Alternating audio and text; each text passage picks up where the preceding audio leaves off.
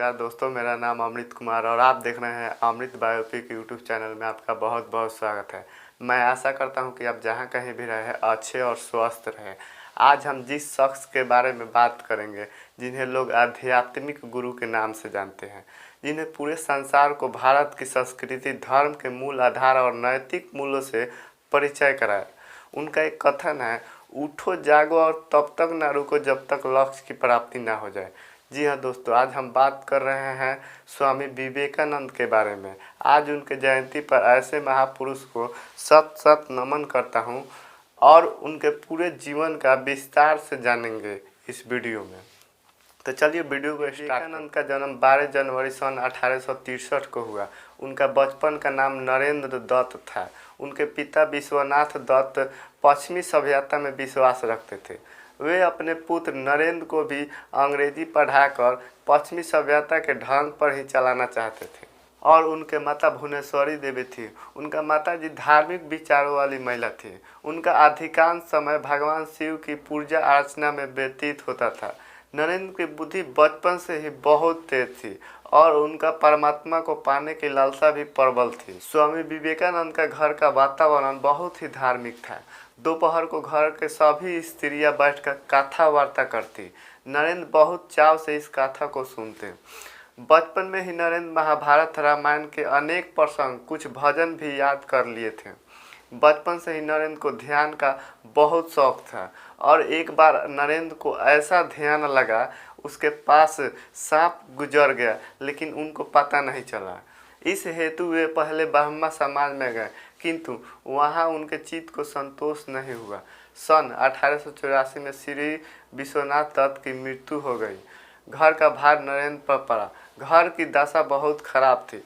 कुशल यही थे कि नरेंद्र का विवाह नहीं हुआ था। अत्यंत गरीबी में भी नरेंद्र बहुत अतिथि सेवी थे। स्वयं भूखे रहकर अतिथि को भोजन कराते, स्वयं बाहर रहकर वर्षा में रात भर भीगते ठिठुरते पड़े रहते और अतिथि को अपने बिस्तर पर सुला देते।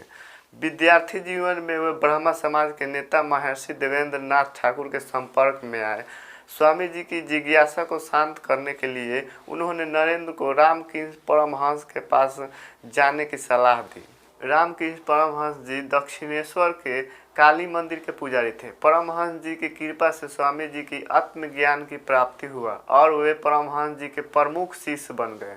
1885 में रामकृष्ण परमहंस जी की कैंसर के कारण मृत्यु हो गई। उनके बाद स्वामी जी ने रामकृष्ण संघ की स्थापना की। आगे चलकर जिनका नाम रामकृष्ण मठ एवं रामकृष्ण मिशन के नाम से जाना गया। 25 वर्ष की अवस्था में नरेंद्र दत्त ने गेरुआ वस्त्र पहन लिए। उसके बाद उन्होंने पैदल ही पूरे भारतवर्ष की यात्रा की। एक बार किसी ने गुरुदेव की सेवा में घृणा और लापरवाही दिखाई तथा घृणा से नाक सिकुड़ाए। यह देख विवेकानंद को गुस्सा आ गया। उस गुरु भाई को पाठ पढ़ाते हुए और गुरुदेव के प्रत्येक वस्तु के प्रति प्रेम दर्शाते हुए उनके बिस्तर के पास रक्त और कफ आदि से भरपूर थूकदानी उठाकर पूरी पी गए। गुरु के प्रति ऐसा अपार शक्ति और निष्ठा के प्रताप से ही वे अपने गुरु के शरीर की उत्तम सेवा कर सके। पूरे विश्व में भारत के अमूल्य आध्यात्मिक खजाने की महक फैला सके। उनके इस महान व्यक्तित्व की नींव में थी ऐसी गुरु भक्ति, गुरु सेवा और गुरु के प्रति अपार निष्ठा। 11 सितंबर 1893 के दिन शिकागो में विश्व धर्म सम्मेलन का आयोजन होने वाला था। स्वामी जी उस सम्मेलन में भारत का प्रतिनिधित्व कर रहे थे। जैसे ही धर्म सम्मेलन में स्वामी जी ने अपने ओजस्वी वाणी से भाषण की शुरुआत की और कहा, मेरे अमेरिकी भाइयों और बहनों, वैसे ही सभागार तालियों की गड़गड़ाहट से 5 मिनट तक गूंजता रहा।